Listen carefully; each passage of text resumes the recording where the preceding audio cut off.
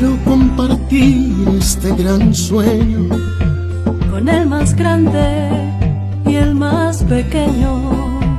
Es que soñé que vamos a triunfar y que Ecuador se vuelve a levantar.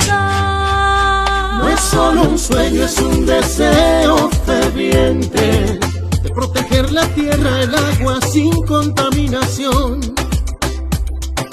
Sueño que renace la esperanza de progreso y mucha producción.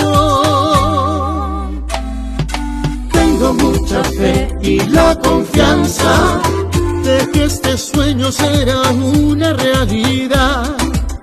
Es que yo sueño de mi patria en bonanza, que haya alimento en cada mesa, en cada hogar, que todos puedan obtener un buen trabajo, salud, vivienda, educación y bienestar. Es que este gran amor que tengo por la gente, por mi Ecuador, yo me atreví hoy a soñar. Por el país que soñamos. Claro que se puede. Yacu, presidente.